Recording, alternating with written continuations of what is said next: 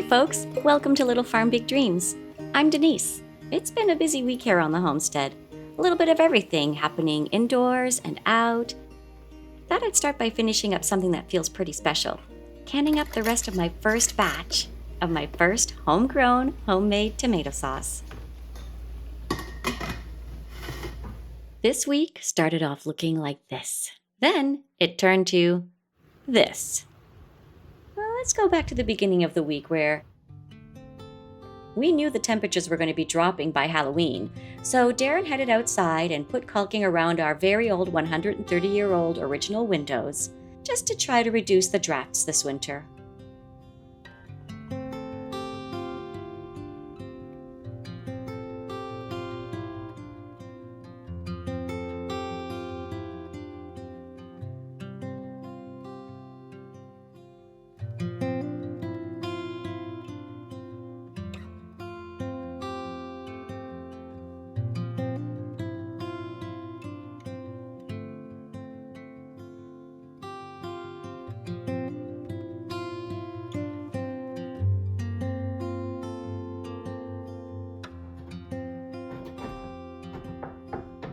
And while Darren worked on the windows outside, I tackled the rest of the tomatoes in the sunroom. We had already brought in all the viable tomatoes. What was left behind were the ones that were rotting or were obviously not going to make it to maturity.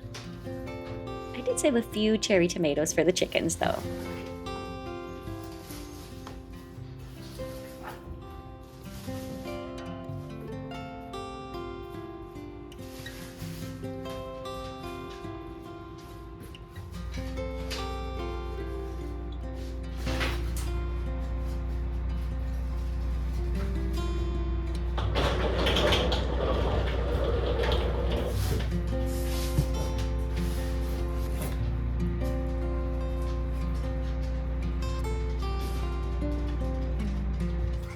You ready to come inside? All right. Chickens! Oh, you were there. Hello, ladies. You want some tomatoes?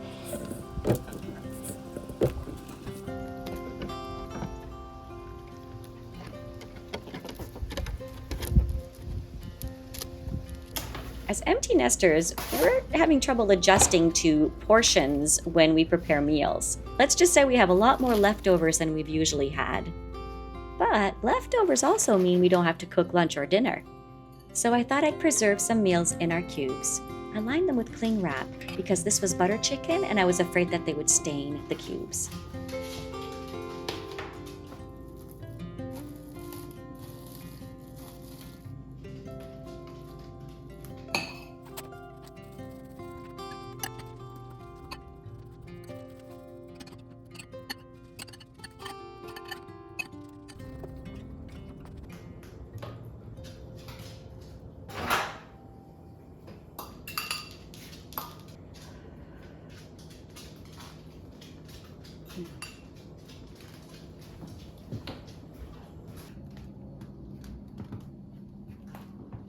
Look at the mess a weekend of canning left behind.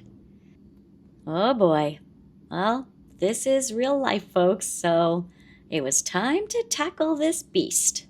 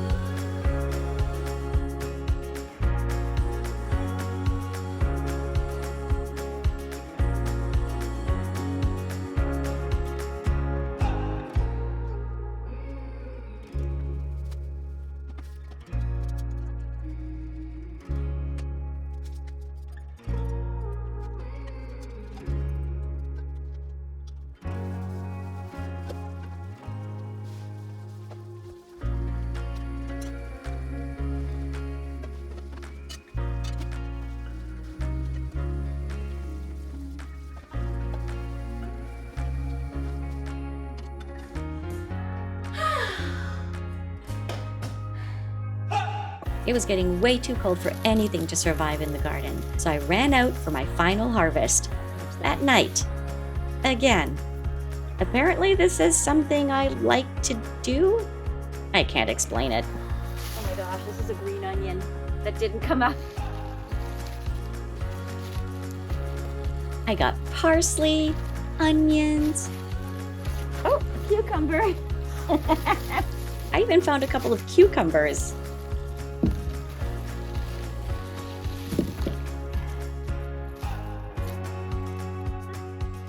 And the last piece to come out of the garden this season, the celery.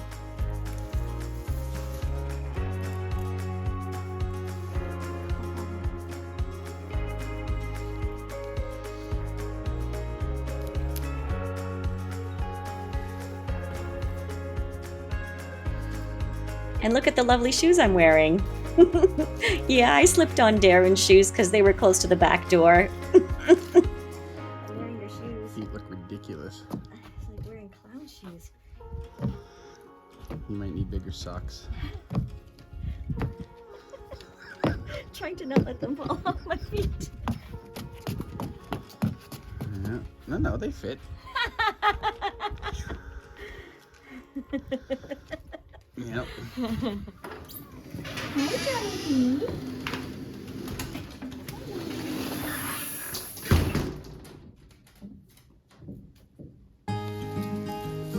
Notice how my jackets keep getting thicker and thicker as the days go on. Despite the cooler weather, this is a job I couldn't put off any longer. But before getting to that task, I had to take care of my little chickens. You see, chickens need extra food and extra water in the winter months because that fuels their little internal furnace, which keeps them warm. That's right, they stay warm from the inside out.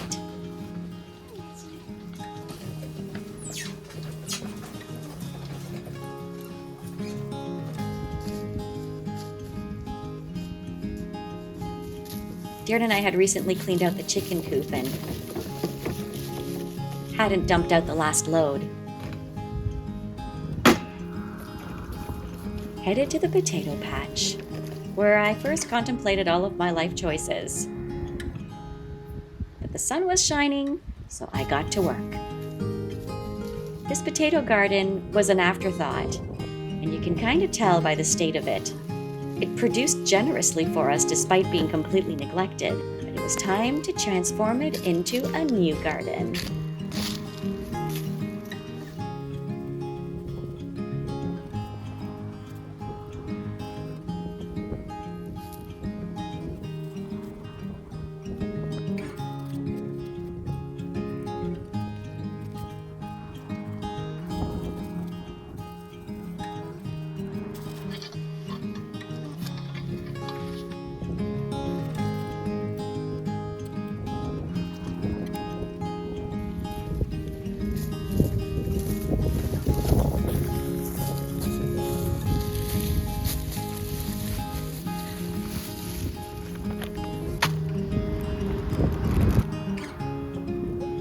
Yep, we're planting garlic.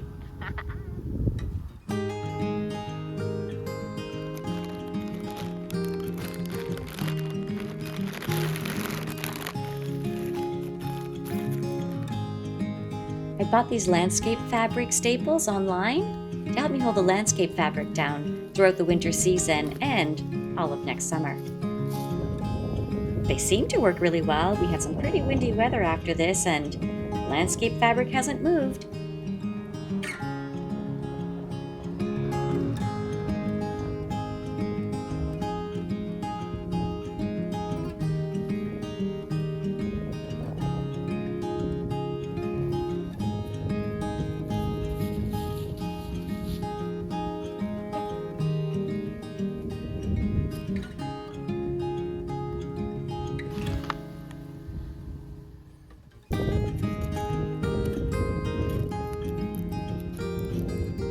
Now the bag says 2 prairie purple, but Donna gave me 3. Thank you, Donna.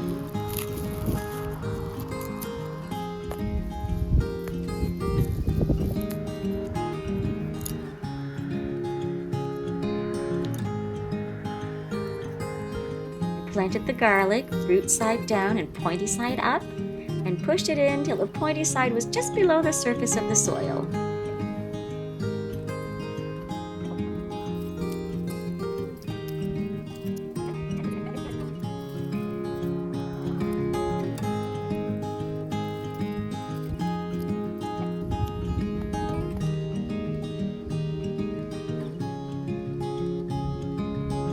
So in the end, I ended up with 16 of the Larry's Northern, 15 of the Music, and 25 of the Prairie Purple.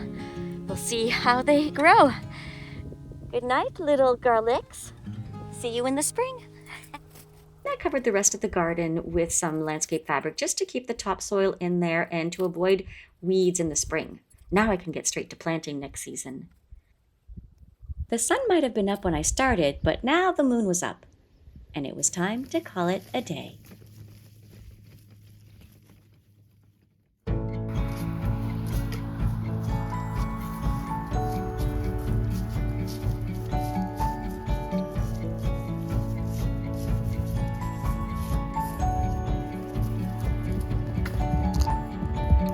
It's cozy homemade soup time with my homegrown vegetables and home canned chicken and chicken broth. I had some leftover locally grown cabbage as well as some locally grown carrots, so I used those too.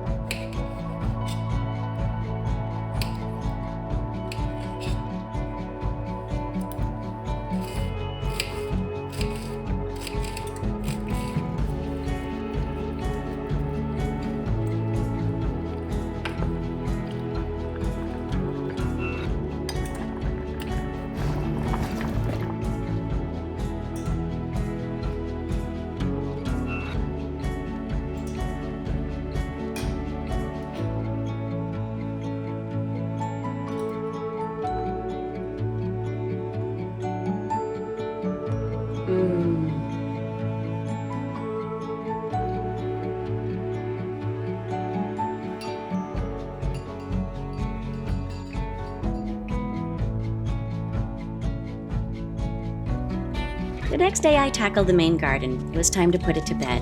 But you'll get the full story in a later video. These are just some highlights.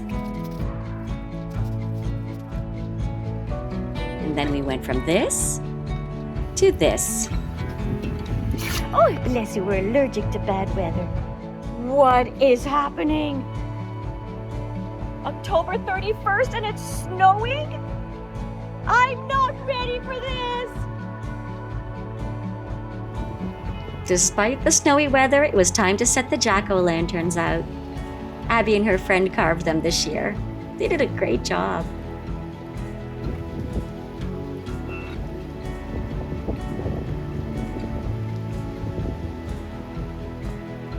Then I raced off to the grocery store for a quick grocery shop and to get some Halloween candy, just in case somebody stopped by, or in case I felt a little peckish.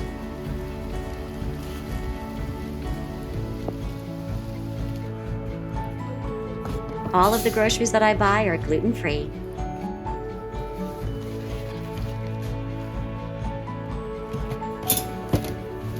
I needed these peppers for our dinner, our traditional Halloween dinner.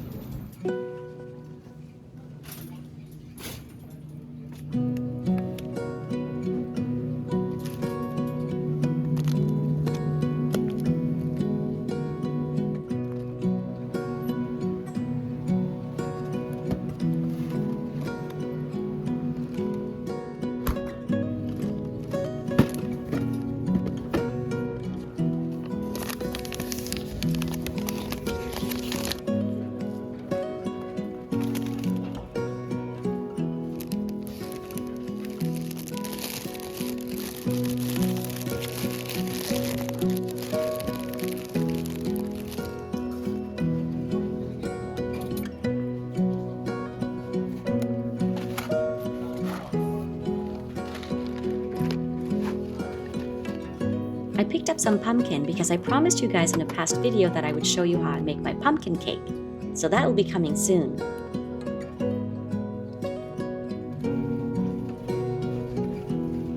Can't forget the cream cheese for the cream cheese frosting. When I got to the register, I saw that the Remembrance Day poppies were out, so I made sure to get one right away.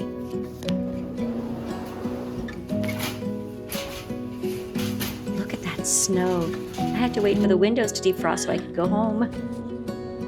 Okay, poppies were out. I know that November 1st is when we're supposed to start wearing them, but I didn't want to lose it, so I stuck it in my jacket. And I'm not going back out tonight, so it'll be all ready to start November 1st, my red poppy for Remembrance Day.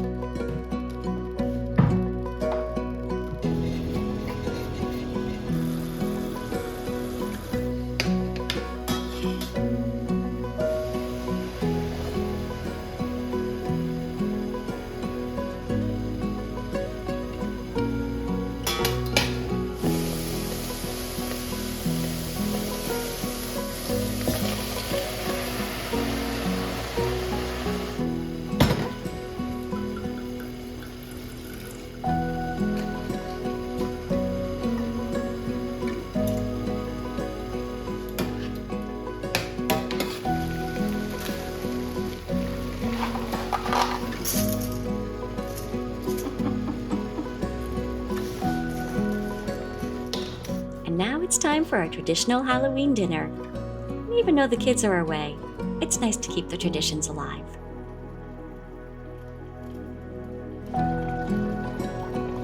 It's time to carve our puking pumpkins. We've been making these with the kids since they were little. I'll be honest, these ones were a little bit of a challenge because they were quite tiny. So if you're going to try these at home, I suggest you get bigger ones.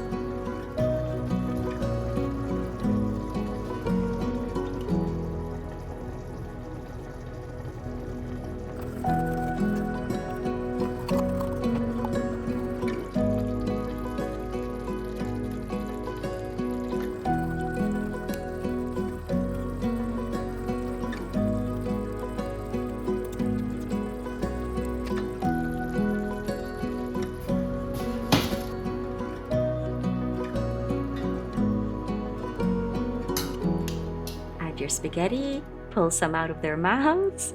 It's a little bit gross, but also super cute. There you have it, our traditional puking pumpkins. So cute.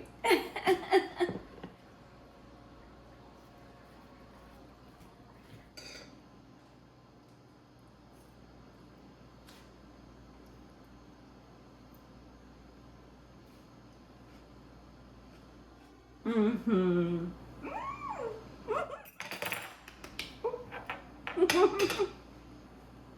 Oh, that is so good.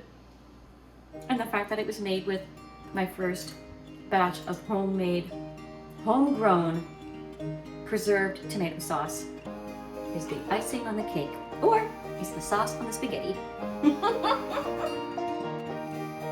Thanks for joining me, folks. I look forward to seeing you in the next video.